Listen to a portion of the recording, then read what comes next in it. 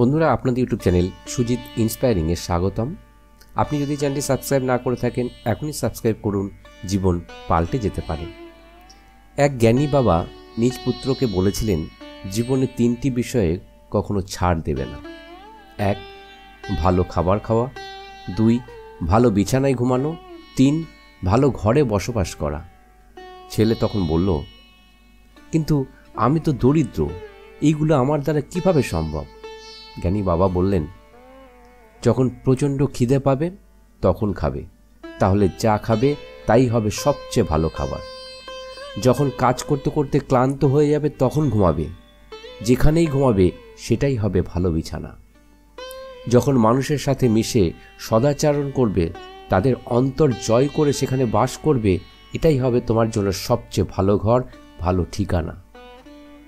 বন্ধুরা, ভিডিওটি ভালো লাগলে লাইক ও শেয়ার করতে ভুলবেন না। পরবর্তী ভিডিওর জন্য অপেক্ষা করুন। ততক্ষণ পর্যন্ত সুস্থ শরীরে ভালো থাকবেন। বিদায়।